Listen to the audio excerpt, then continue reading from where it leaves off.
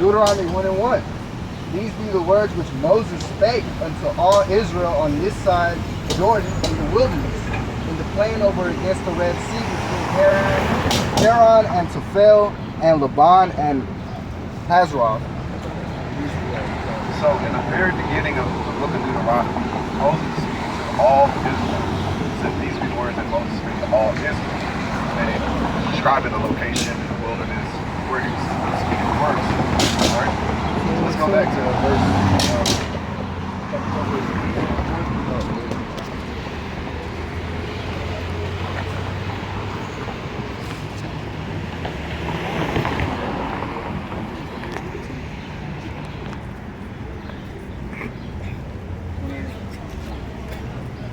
Deuteronomy chapter 28, verse 1. And it shall come to pass, if thou shalt hearken diligently unto the voice of the Lord thy God, to observe and to do all his commandments, which I command thee this day, that the Lord thy God will set thee on high above all nations of the earth.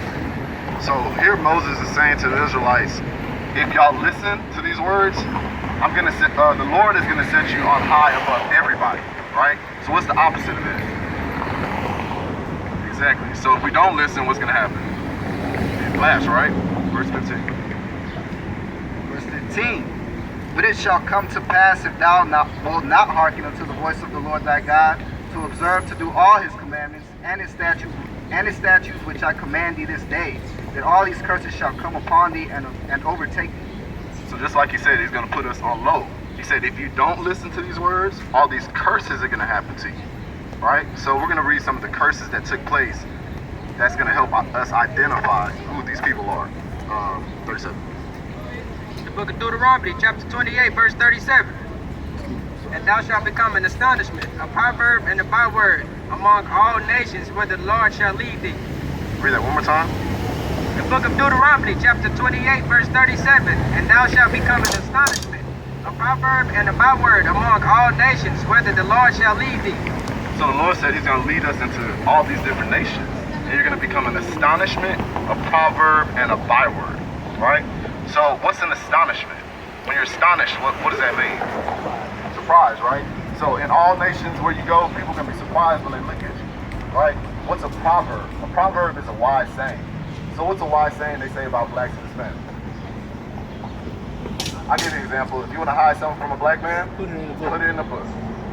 What do they say about so-called Hispanics? They don't work. They lazy.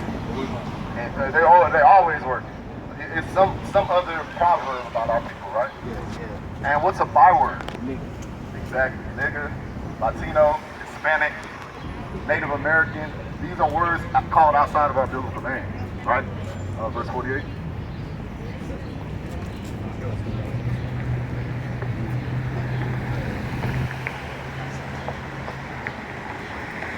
The book of Deuteronomy, chapter 28, verse 48. Therefore shalt thou serve thine enemies which the Lord shall send against thee, in hunger, and in thirst, and in nakedness, and in want of all things. And he shall put a yoke of iron upon thy neck until he have destroyed thee. So he said, therefore, you're going to have to serve your enemies, not your friends, in want of all things. Read that one more time. In want of all things, right? And in want of all things.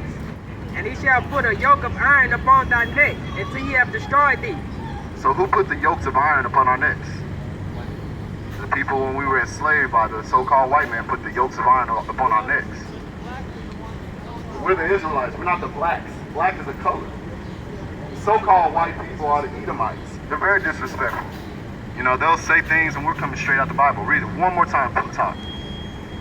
The book of Deuteronomy, chapter 28, verse 48. Therefore shalt thou serve thine enemies which the Lord shall send against thee, and hunger. So in hunger, when you're hungry, where do you go to get food? Restaurant. Who owns a restaurant? The white folks. What about when you want to go to the grocery store? Who owns the grocery store? Who owns the corner stores? Or the Arabs, right? It's never our people though. So in hunger, we still have to serve our enemies. And what else? And in thirst. So when you want water, who do you go to get water from? The white folks are on the same store to sell you the water that comes out the sky, right? We don't have wells. We don't have any sort of systematic way of collecting our own water and giving it to our people, right? And what else? And in nakedness. In nakedness. When you want clothing, are you able to go to a so-called black or Hispanic land and pick your own cotton and get your own textiles and make your own clothes? No. We have to go to these malls and buy our clothes from who? The same people, the enemies, right? What else? And in want of all things. So you want a driver's license, a birth certificate, a death certificate, you want a passport, permission to leave the country? Who you gotta go to? For everything. Nothing has changed. We have to get permission from them for everything. If you want proof that somebody died in your family, you gotta go to the white folks. You can't show them a picture. Hey, this is my mama here. You gotta go to the white folks to get a certificate or a printout, right? Let's get 46. Deuteronomy 28, verse 46. And they shall be upon thee for a sign and for a wonder, and upon thy seed forever. So these curses are upon our seed forever. That's why we still see these curses this day, right? He said it's gonna be upon you for what? And they shall be upon thee for a sign and for a wonder. For a sign. What's a sign? What does a sign do? It's a signal, exactly. It tells you what something is, right? So it said it's going to be upon, these curses are upon us like a sign. And what? And for a wonder. And upon thy seed forever. So it's upon our seed forever. These curses are still upon our people. Let's get verse 54. The book of Deuteronomy, chapter 28, verse 54. So that the man that is tender among you and very delicate, his eye shall be evil towards his own brother. So he said the man that's tender among you, that's another curse. His eye shall be evil towards his own brother. So that's why we talk about black on black crime, even though the rates are almost identical across the board. But that's why we talk about so much hatred among our community. And that's why you see a brother can just step on another brother's shoes and get killed for it. It said his eyes are tender. Deuteronomy 28 and 54. So that the man that is tender among you and very delicate, his eye shall be evil toward his brother. So his eye is evil towards his brother. And keep going on that. And toward the wife of his bosom, and toward the remnant of his children, which he shall leave. Which he shall leave. So that's the reason why we have so many single parent households, right? The Bible tells us it's a curse on us. Keep going on. Verse 55, so that he will not give to any of them of the flesh of his children, whom he shall eat, because he hath nothing left him in seed. Deuteronomy 28:56. The tender and the delicate woman among you, which would not adventure to set the sole of her foot upon the ground for delicateness or tenderness. So our women were really delicate women, princesses back in the day. They didn't even set their feet on the ground, right? It's comparing them to being that delicate. Keep going on.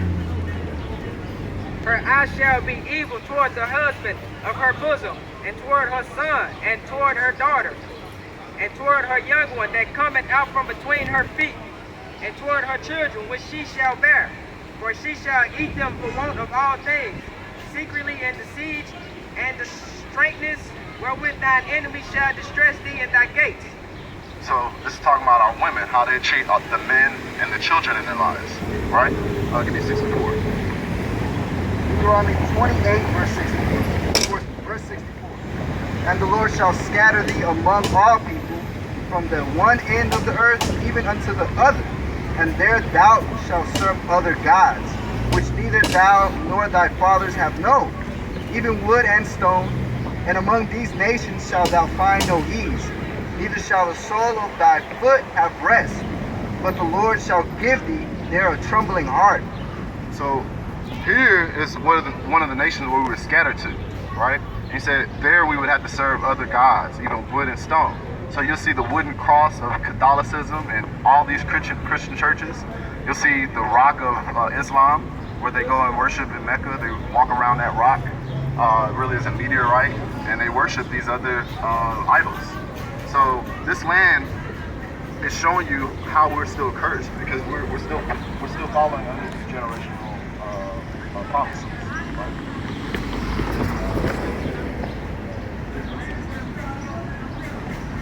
The book of Deuteronomy, chapter 28, verse 68. So this is the main curse that will pinpoint who the children of Israel are. Right? The book of Deuteronomy 28, verse 68. And the Lord shall bring thee into Egypt again with ships. So he said, the Lord shall bring thee, the children of Israel, into Egypt again with ships. Now Egypt is synonymous with another saying in the Bible. The land of Egypt was originally named the land of Mizraim. It was changed to Egypt for a reason. All right, we're going to find out why.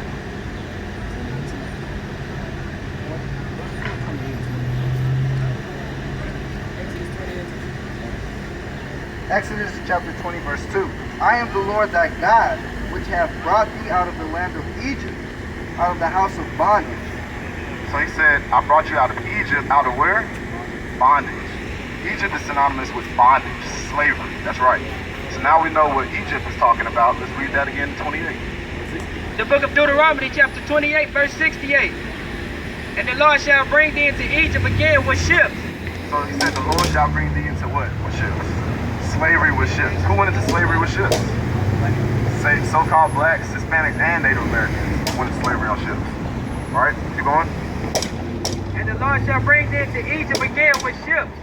By the way whereof I spoke unto thee, thou shalt see it no more again. And there ye shall be sold unto your enemies for bondmen and bondwomen, and no man shall buy you.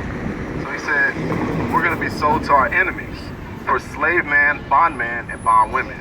And no man shall buy us, or no man shall redeem us. Because who's going to redeem us? Christ. Christ is going to redeem us. Give me that in Luke 1:68. So you see there's a conflict between us and our enemies, right? Our enemies were placed above us for a curse because we didn't do what? Follow the commandments, exactly. Right? Luke chapter 1, verse 68. Blessed be the Lord God of Israel, for he has visited and redeemed his people, and has raised up a horn of salvation in the house of his servant David, as he spake by the mouth of his holy prophet, which has been since the world began, that we should be saved from our enemies. So Christ is being raised up to save us from our enemies. And who else? And from the hand of all that hate us. And from the hand of all the people that hate us. There's a lot of people that hate us. The last couple of days, y'all noticed that there's been some killings in the community by the hands of police officers. What typically happens when a police officer kills our people? Nothing, right? Give me that Zechariah 11:5. That's Bible prophecy. So everything that we're seeing before our eyes is spoken about in the Bible. What happens when there's so-called black-on-black crime? Does somebody get punished? Yes. There's a big difference between black-on-black crime, so-called black-on-black crime, and police-on-black crime. Go ahead, brother. The book of Zechariah, chapter 11, verse 5. Whose possessors slay them. And Who's what? Whose possessors slay them. Who's what? Whose possessors slay them. Our possessors slay us and what? And hold themselves not guilty. Not guilty by all white jury. 11:5. Zechariah 11:5. Read that one time. The book of Zechariah, chapter 11, verse 5. Whose possessors slay them and hold themselves not guilty. And they that sell them say, Blessed be the Lord, for I am rich. They that sell them say, Blessed be the Lord God, I am rich. So that's how they get them. They can give us these multi-million-dollar football and basketball contract, and none of the athletes say anything. How come not one athlete or entertainer has really come out? How come one major athlete hasn't come out and said something? Like LeBron. Where they at? Alright, so that's what this sign is showing you. Give me Baruch 3:8. That's what this sign is showing you, that slavery is recorded in the Bible, right? So this one here, this one, the end time. So you saw recently we had blood moons this past year, right? Right, so these are signs of things that are coming to pass. More revealings are starting to happen. You see that America keeps revealing itself as the mother of all harlots, right?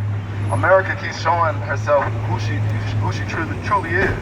She legalized gay marriage.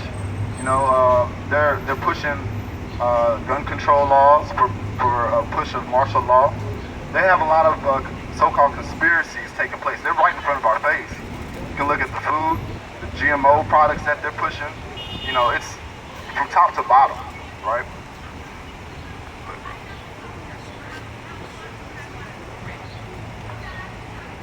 The book of Psalms, chapter 137, verse 7. Remember, O Lord, the children of Edom, and the day of Jerusalem, who said, raise it, even to the foundation thereof. O daughter of Babylon, who are to be destroyed. O daughter of Babylon, because the original Babylon was in Ethiopia, right? The Ethiopians were Babylonians. Now, it's compared Edom to the daughter of Babylon. Edom, this kingdom, is like a mesh pot of all the other kingdoms before. It's a mesh of Sodom and Gomorrah, it's a mesh of Babylon, it's a mesh of Egypt. That's why on the back of the dollar, on this side, you'll see a pyramid, and it's all those other kingdoms in one, right? He said, O daughter of Babylon, who what? Psalms 137, verse 8. O daughter of Babylon, who are to be destroyed. Happy shall he be that rewarded thee as thou hast served us. He shall he be that taketh and dasheth thy little ones against the stone. David's saying, happy shall he be when he takes your little ones and dashes them against the stones. That's pretty violent right there if you really look at those words, right? Ezekiel 35:5. Okay, Ezekiel 35:5, yeah. Book of Baruch, chapter 3, verse 8. Behold, we are yet this day in our captivity. So Edom, Babylon, Egypt is still the place where we're in captivity. Baruch is saying, we are yet this day in our captivity. Read. But thou hast scattered us for a reproach and a curse, and to be subject to payments, according to all the iniquities of our fathers. So how are we subject to payments? We got debt. I mean, you got bills. You got taxes, right? We're supposed to be kings on this earth, and we have to pay taxes, and we don't have control over what happens with those tax dollars. We can't fund those tax dollars back into our community and build schools for ourselves, right? So we're subject to payments. We're subject to it. What happens if you don't pay those taxes? Exactly. They'll take you to jail quick. Go ahead, bro. The book of Ezekiel, chapter 35, verse 5. Because thou hast had a perpetual hate, and hast shed the blood of the children of Israel by the force of the sword in the time of their calamity, in the time which their iniquity had an end. The book of Ezekiel 35 and 5. Because thou hast had a perpetual hatred, and hast shed the blood of the children of Israel by the force of the sword. So that's what we saw the other day with Philandro Castile, right? He said they have a perpetual, a never-ending hatred for the children of Israel. And then they do what? They slay us with the sword. So their modern-day sword is the gun. Read it one more time. The book of Ezekiel, chapter 35, verse 5. Because thou hast had a perpetual hatred, and hast shed the blood of the children of Israel by the force of the sword, in the times of their calamity, in the time that their iniquity had an end. Therefore, as I live, saith the Lord, I will prepare thee unto blood, and blood shall pursue thee. Since thou hast not hated blood, even blood shall pursue thee. So this entire chapter, Ezekiel 35, is speaking on Edom. Who is Edom? All white men. So you know that. It's very clear to see that. Obadiah 1 and 15. Go ahead. Jude chapter 5, verse 17.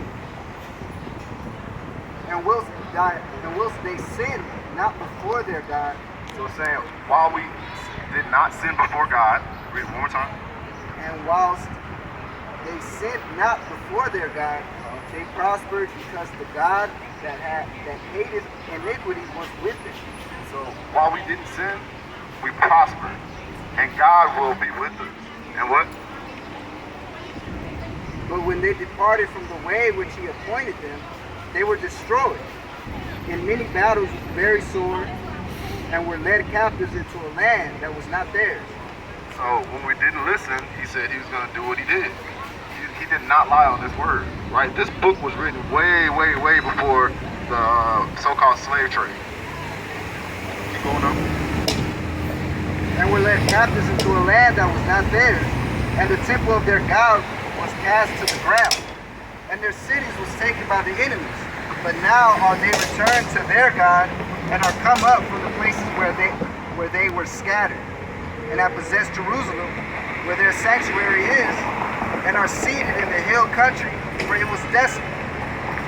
Now therefore, my Lord and Governor, if there be any error in this people, and they sin against their God, let us consider that this shall be their ruin. Read that verse one more time. Judah chapter 5 verse 20. Now therefore, my Lord and Governor, if there be any error in this people, and they sin against their God, let us consider that this shall be their ruin. So it's very simple. We either keep the commandments and prosper, or we don't, and we're going to be ruined, right? So that's the breakdown of who we are and how we prosper, right? You know who this guy is, right? Revelation 2:9. That man actually lived on this planet. It was Pope Alexander, I believe, the 6th son. Caesar Borgia, that's right. Revelation chapter 2 verse 9. I know thy works in tribulation and poverty, but thou art rich. And I know the blasphemy of them which say they are Jews and are not, but are the synagogue of Satan. So you already know, we are the real Jews, and the people who call themselves Jews are not the real Jews. They're the church of Satan. What other questions you got, bro? You got some questions, bro?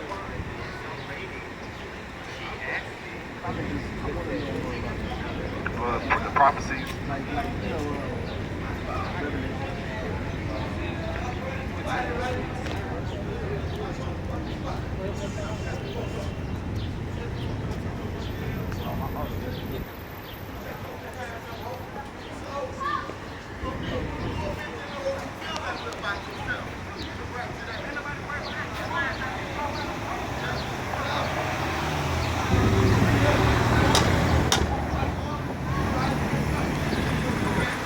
Talk about the man is tender and delicate among you, his eye shall be evil towards his brother. They won't do that to white folks. You'll find people out here hustling. They got a little game they play where they got 3 bottle caps and a ball underneath it, and they swivel the ball around and have you guess which bottle cap the ball is underneath. And in that game, they have a trap door or some sort of backdoor method to hide the ball. So when you pick the right cap, the ball's gone, and they take your money, and they'll try to introduce you to the game by putting their money up first and say, okay, I got $20, and you hit the ball right, you get to keep you get to keep the money. So they let you win, and then you try to take the money, and they say, no, you gotta play with your own money. So they put their money back in their pocket, and then you play with your money and you lose. So they only do that consistently to our people. They will not do that to anybody else. That's another part of the scripture where it say his eye shall be tender towards his people. See that over there? Do a slow for me. So the brother's always out here with his children collecting on Sabbath. And the study is not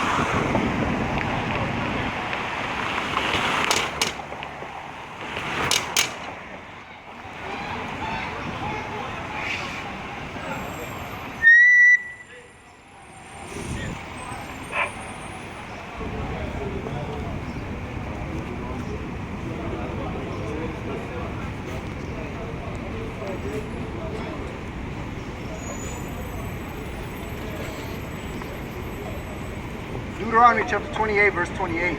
The Lord shall smite thee with madness and blindness and astonishment of heart. So that's the madness of our people. And blindness. They blind. They can't see that that's their brother. Leviticus 19:17 say, thou shalt not hate thy brother in thy heart.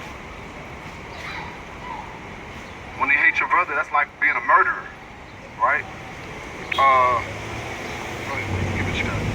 Let's find out about the last days. 2 Thessalonians chapter 2, verse 3. Let no man deceive you by any means, for that day shall not come except there come a falling away first, and the man of sin be revealed, the son of perdition. So that's been falling away first, and that man has to be revealed. Esau is revealing himself in the last days. Man, bro, this is crazy. He's got Judy all up in his face, talking to him like she the dude and he the woman. See that?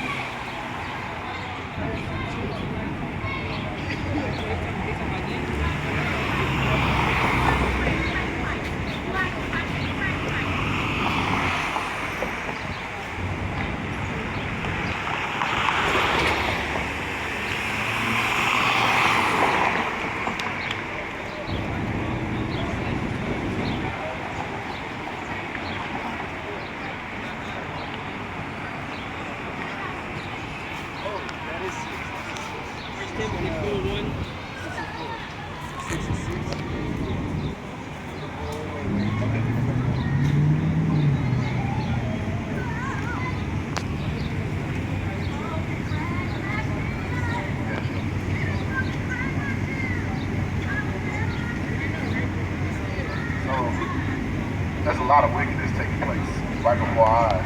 You see yellow hair, which is the first off people. You see us envying our oppressor by wearing the other nation's hair. You see women wearing pants out here. You see men shaving their face out here. You see people buying and selling on the Sabbath day out here. It's nothing but wickedness all before your eyes. Right? That's how we know we're the last day. That's how we know we're the end time. All this has to be cleared up, destroyed. It has to be washed clean.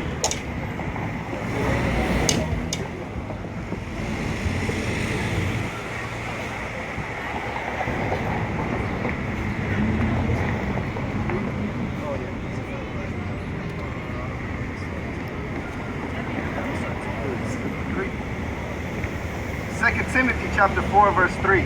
For the time will come when they will not endure sound doctrine, but after their own lust shall they heap to themselves teachers, having itching ears, and they shall turn away their ears from the truth. So this is what's happening now. People are walking to and fro, literally turning their ears from the truth. What is the truth? You mean Psalm 119, 126. The book of Hosea, chapter 4, verse 6. My people are destroyed for lack of knowledge. Because thou hast rejected knowledge, I will also reject thee, that thou shalt be no priest to me, seeing thou hast forgotten the law of thy God. I will also forget thy children. So we were set up to be a nation, a kingdom of priests. Right? We're supposed to be set up as kings and priests.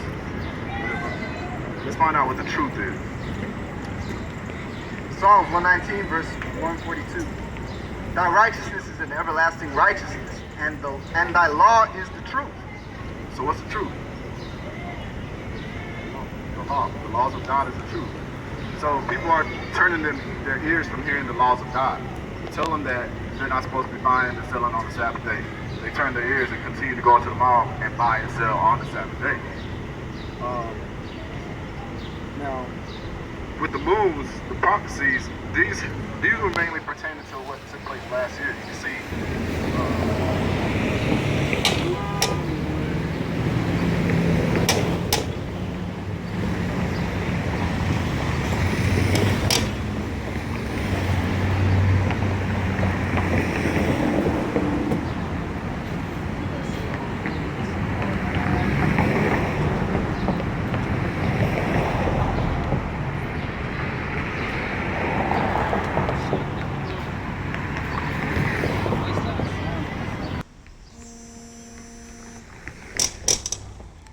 Book of Luke chapter 21 1, verse 25, and there shall be signs in the sun, and in the moon, and in the stars, and upon the earth distress of nations, with perplexity, the sea and the waves roaring, men's hearts failing them for fear, and for looking after those things which are coming on the earth, for the powers of the heavens shall be shaken. And then shall they see the Son of Man coming in a cloud with power and great glory. So these signs are for the coming of the Son of Man, Christ. So all that's taking place is to continue to reveal Christ's return to us. You know, sisters, y'all believe in Christ? Y'all know y'all are Israelites according to the Bible? We are, yes. According to the first of Deuteronomy, we're the children that were sold into slavery on ships. Moses said that would happen to our people for breaking God's commandments. So we were the only nation of people who were sold into slavery on ships. Y'all sisters gotta repent. Now that you know you're Israel, you have to repent. You can't be buying and selling on the Most High Sabbath day. Or wearing pants. That's an abomination to the Most High. So there's a lot of commandments that people consider grievous, but they're not hard to do, right? Like growing a beard, it's not hard. Stop eating pork isn't that hard. I mean, some people can't grow it at all, but as far as allowing yourself to try to grow one, that's not hard. That's not a grievous task. You stop eating pork, that's not grievous. You can let go of the bacon.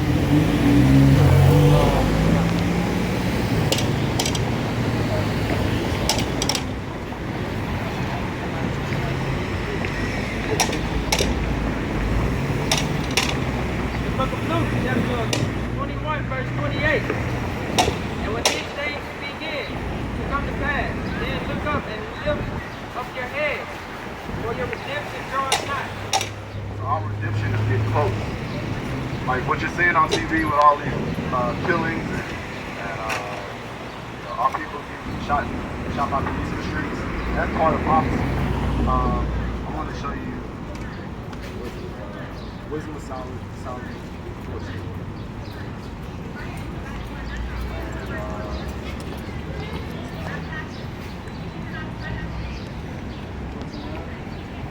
So, do you think God hates sin or the sinner? Or both? Both. That's the right answer. 14 and 9. Wisdom of Solomon, chapter 14, verse 9. For the ungodly and his ungodliness are both alike hateful unto God. Hear that? So he said the ungodly and his ungodliness. So the sinner and his sin is what? Are both alike hateful unto God. They're both hateful unto God. God hates both of them.